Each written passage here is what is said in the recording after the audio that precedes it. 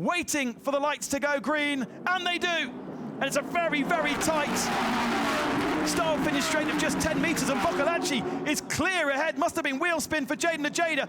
Bumps through the first couple of turns, gonna be really, really careful, and Boccolacci leaves by a nice margin. Ajeda's dropped down to at least third position, if not more, and lots of side-by-side as they shoot their way down towards turn 3, the next big braking zone. Boccolacci has Ben Green, I think, on his tail. No, it's Ye Yifei who is looking very, very strong under these low grip conditions. Boccolacci, Ye Yifei, Ben Green trying to go around the outside of Jaden Ajeda, who runs him a little bit wide and runs him a little bit deep. And actually the rest of the Porsches struggling for confidence. So where is Pile? He's dropped back a little bit.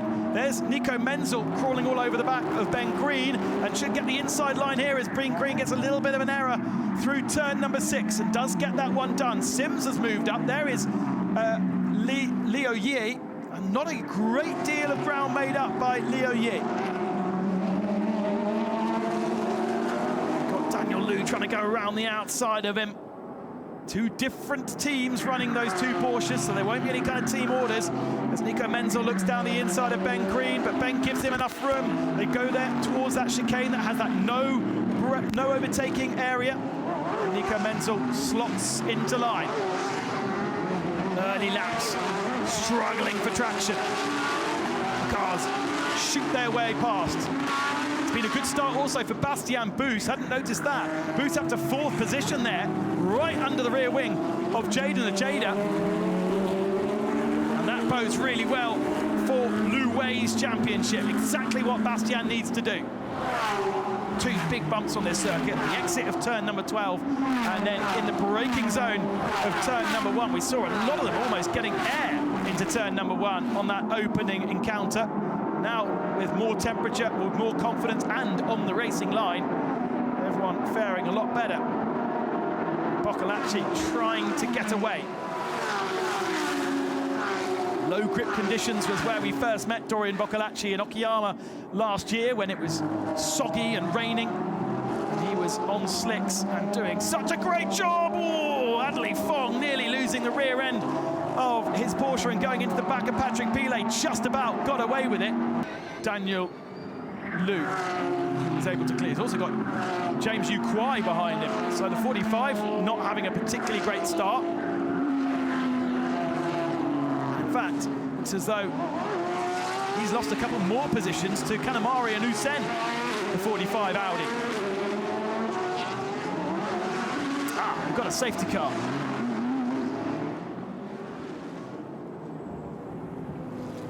No cars stationary, according to the tracker. The safety car will pick them up at turn 1, and there's some debris lying around there. And so for a moment, the drivers get to take a deep breath. He's done it again on the resumption. Boccolacci leads Ye Yifei with Jaden Ajeda 3rd. Bastian Boos driving that number 4 alongside Lu Wei. Picarello sharing that car in various points of the year. Oh, and a little challenge from Ben Green on Boos. Or is that Sims on Menzel? That's Sims on Menzel for 6th position. And hunting further back, Darrell Young coming through. Still defending going on.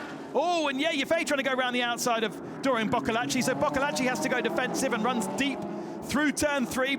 Oh, Ye Yifei trying to go down the inside of 4. That really won't help. And look at the momentum that Jaden Ajeda has right onto the tail of Ye Yifei, because the two of them have really compromised each other. And now from attacking, Yifei has to go really defensive. And suddenly, Jaden Ajeda has to go defensive because he's compromised his line. And Bus opens the door for Ben Green. Concertina effect or what? Oh, and that's a real lunge down the inside from Bastian Boos.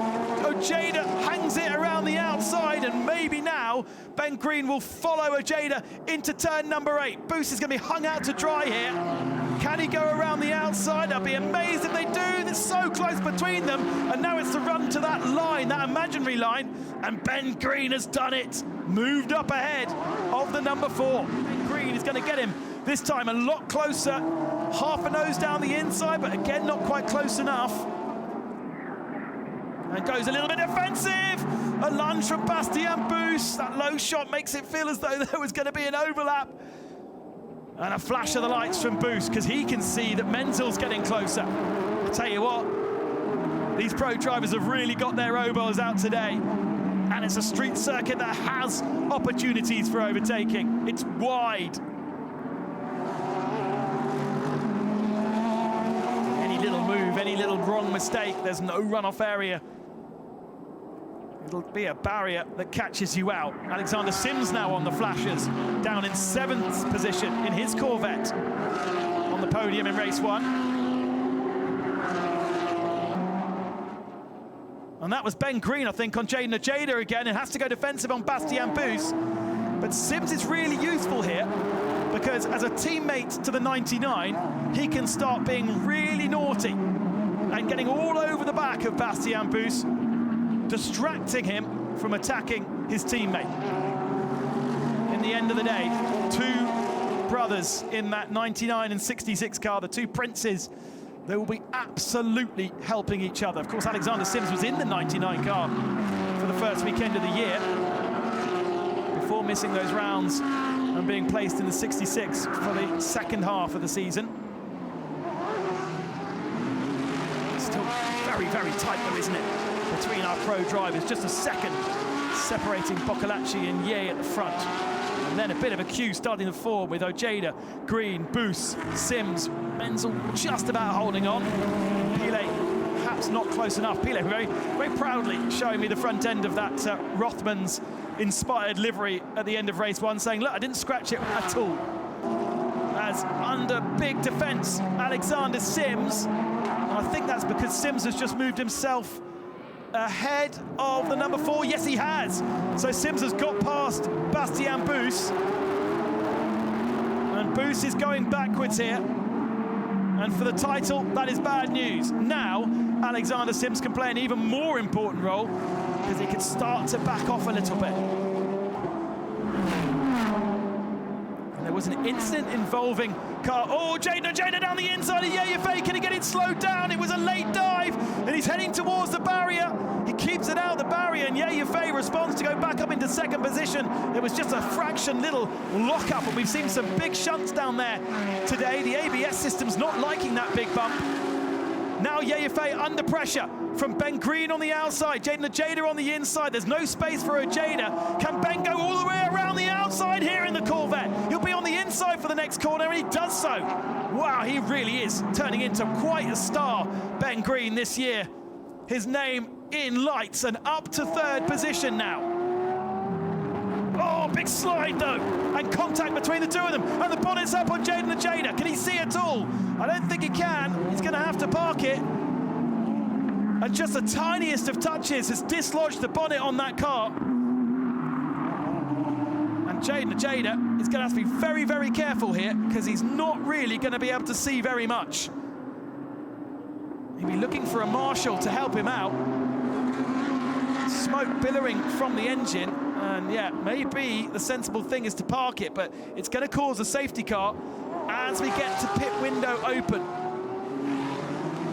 It's Ben Green just getting a little slide on mid-corner, and obviously having to come out the throttle, and Jaden was so close to him that the lightest of touches, and that dislodged his bonnet. Safety car period is called. Engine's still running. That smoke mainly because there's not the airflow under his wheel ring.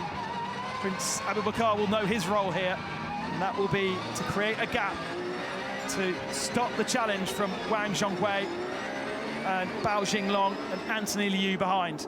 And there is already congestion in 4th position. Here the tyres squabbling for grip as they exit that final turn and blast their way towards the start line once again. 24.5 minutes remaining, and we're back to green flag racing for the final chapter of SRO's GT World Challenge for 2025. Down the insides comes Xinglong Bao on Wang Zhongwei. That's a position gained also for Anthony Liu, who comes down the inside as well. Here comes Liu Yi. I think that Wei just wants to get out of the way. We've got very fast AM drivers flooding around him. And into the defensive middle of the road position. Very aggressive from Ron in Huang in the 29 Lamborghini. And a mistake from Alex Louis in the number 30. Here comes Anthony Liu. Is that 2 positions gain? Yes, it is. What a move from Anthony Liu. And that proves his intention. Yinglong Bao defending Bob Wan needs to be careful here. Contact between the two of them. Contact between himself and Prince Abubakar. Lu Wei trying to go side by side with Prince Abubakar. That is for 5th position. And there's the front, well, that's the 2nd, 3rd and 4th going through shot, then a big gap. And Prince Abubakar is a roadblock here. That's exactly what he needed to be, and that's exactly what he's doing. Sitting in the middle of the road, not going particularly fast, creating a gap to the cars around him. Lu Wei tries to go onto his outside for turn 1. This could be a dangerous move. Oh, and a big shunt again in turn 1 for Anthony Liu. And just like in race 1, Liu ends up in the barriers at turn number 1, and there's car all over the road. And that changes the complexity again of the championship. Safety car is called. Who else was involved in that? It wasn't the 55, because he was clear out front. It was the 911s dropped down a lot of positions. Oh, Anthony Liu. Already frustration after his shunt in race 1. And would you believe it's happened again?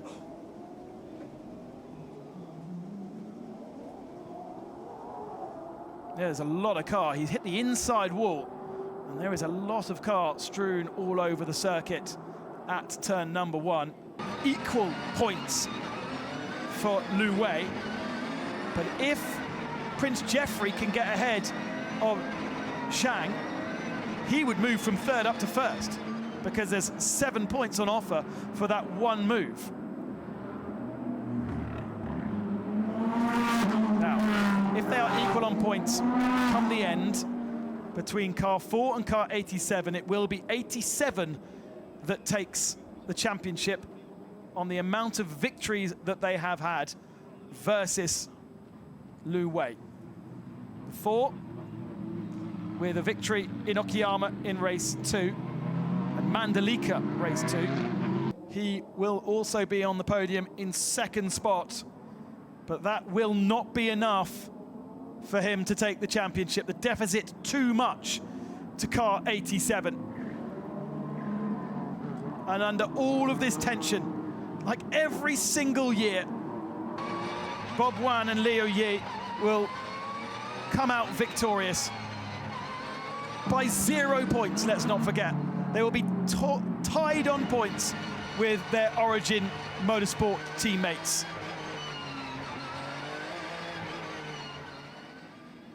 They had an advantage of 14 points coming to the weekend. They are losing points to Wei Lu in this race. Wei Lu 4th position, so just off the podium. And by the time the safety car gets back to the start and finishing line, I think the checkered flag will be out. Still have one more race remaining around the circuit, the GT4 GT Cup race coming up. But this, the curtain call on the GT World Challenge Asia Championship for 2025.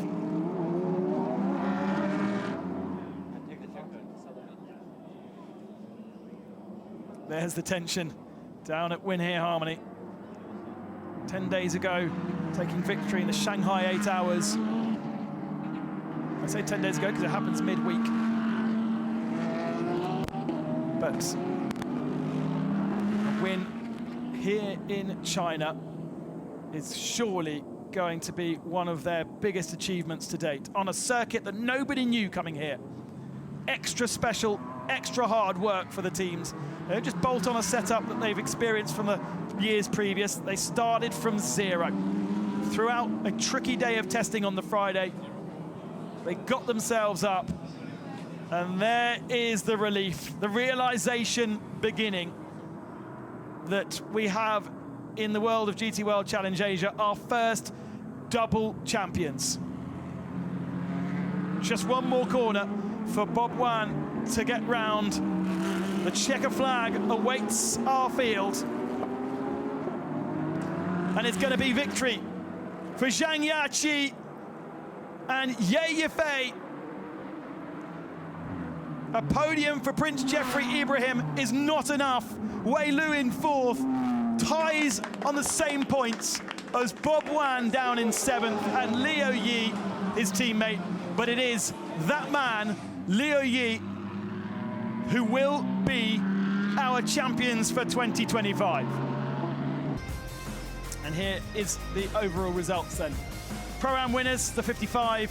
Silver goes to the 77 and Jiatong Liang and Darrell O'Young. Silver Am to the Lamborghini after a great couple of laps from Ron Huan and Akish Nandi, and Am to Ben Porter and Andrew McPherson finishing in 15th.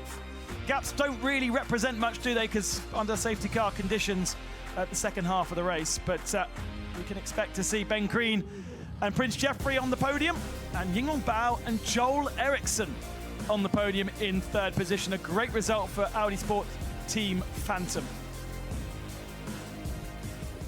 And the top three get together for the final celebration photo of this year's championship. We kick off in late March next year.